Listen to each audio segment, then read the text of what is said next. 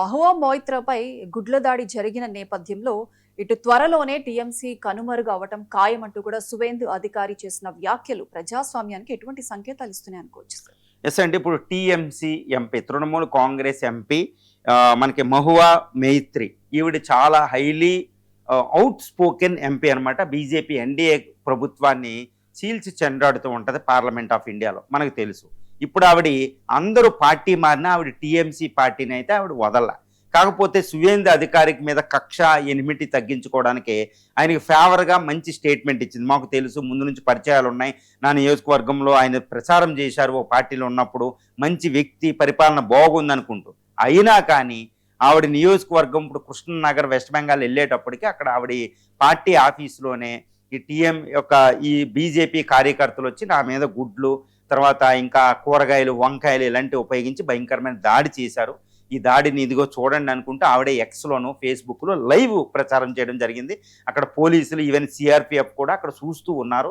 ఎవ్వరూ కూడా ఇన్వాల్వ్ అవ్వలేదు. ఇది బీజేపీ గూన్ చేసిన పని, ఇది చాలా తప్పు, ఇది డెమోక్రసీ, ఈ డెమోక్రసీ అనుకుంటూ ఆవిడ ఒక పెద్ద లైవ్ పెట్టిందనమాట ఫేస్బుక్. ఇందులో ఇది పరిస్థితి అని దేశ ప్రజలందరూ చూడండి, సువేందు అధికారి ఎలా ఉన్నాయి, ఇది పరిస్థితి అని ఆవిడ చెప్పేది. ఇప్పుడు మళ్ళీ సంచలనం అవుతుంది. తర్వాత ఇప్పుడు టీఎంసీ కనుమరుగు అవుతుందా అనేది క్వశ్చన్ మళ్ళీ తెలుస్తుంది. ఎందుకంటే ఈ మహువా మొయిత్రీ లాంటి వాళ్ళు కూడా భయపడితే మరి అరెస్టులు చాలామంది ఇప్పుడు అరెస్ట్ అవ్వడం జరిగింది.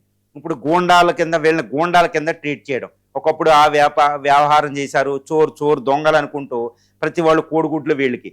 ఇదే రోజు కలకట్టా హైకోర్టు కూడా ఒక తీర్పు ఇచ్చింది. ఏమని? ఎట్టి పరిస్థితుల్లో ఈ యొక్క దాడులు చేయడం అనేది ఇది పద్ధతి కాదు, దీన్ని నివారించాలని చెప్పిన రోజునే ఈ మహువా పైన, ఎంపీ పైన కోడిగుడ్లు దాడి జరగడం అనేది అక్కడ చాలా ఒక భయంకరంగా మనం చూడాల్సిన పరిస్థితి. మరి సువేందు అధికారి ఏం చేస్తున్నారు అంటే, సువేందు అధికారి ముందే చెప్పారు, నేను వచ్చిన తర్వాత ఈ టీఎంసీ పార్టీయే మొత్తం కనుమరుగు అయిపోద్దని. ఇప్పుడు దాని ప్రకారం కేసులు, బుల్డోజర్లు ఉపయోగించడం, పార్టీ ఆఫీసులు పడగొట్టడం, తర్వాత ఈ కార్యకర్తల ద్వారా అటాకులు చేయడం, బీజేపీ కార్యకర్తలు, తర్వాత అంతకు ముందు ఉన్న అవినీతి పరుల మీద ఇప్పుడు సిఐడి అని ఈ ఈడీలని ప్రయోగించడం, తర్వాత ఎన్నో చట్టాలు, ఇప్పుడు టీఎంసీ పరిపాలనలో జరిగిన ఈ ముస్లిమ్స్కి, ఓబీసీలకి సంబంధించిన ఎన్నో చట్టాలు మాట్లాడడం, ఈ యొక్క ప్రభుత్వ పథకాలు మాట్లాడడం, ఇవన్నీ ఆయన చేస్తున్నాడు.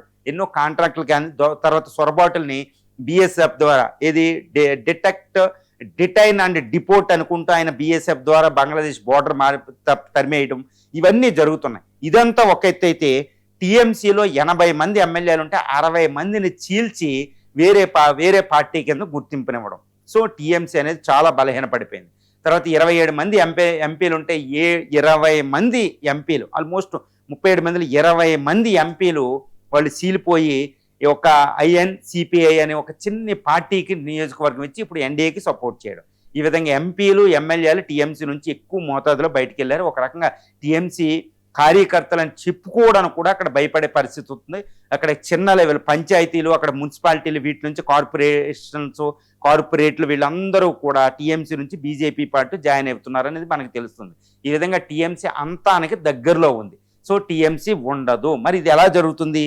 సువేందు బుల్డోజర్ రాజకీయాలు, సో బుల్డోజర్ ప్రజాస్వామ్యం, చట్టాలని, కేసులను ఉపయోగించుకోవడం, పోలీసులు నిర్వీర్యం చేయడం, పోలీసు వ్యవస్థనే దానికి టీఎంసీకి ఎగనెస్ట్గా మార్చడం, వాళ్ళు చేసిన అవినీతి కేసులు ఆసరాగా చేసుకుని ఇలా రావడం, ఈ పార్టీని చీల్చేయడం. సో ఇక్కడ ప్రజాస్వామ్యం ఏమవుతుంది అనే క్వశ్చన్ ఒకటి ఉదయిస్తుంది. మరి టీఎంసీ పార్టీ తన అస్తిత్వాన్ని ఎలా నిలుపుకుంటుందంటే, కాంగ్రెస్లో ఐక్యమవుతుందా, లేకపోతే ఇప్పుడు మరి ఆవిడే స్ట్రీట్ ఫైట్ అని ఆవిడ అంటుంది, ఎలా అనేది మనం చూడాలి. కానీ సువేందు అధికారి మాత్రం చాలా సక్సెస్ఫుల్గా అయితే ఈ టీఎంసీని అయితే వెస్ట్ బెంగాల్ నుంచి అంతం చేసే అవకాశాలు అక్కడ పుష్కలంగా కనిపిస్తున్నాయి.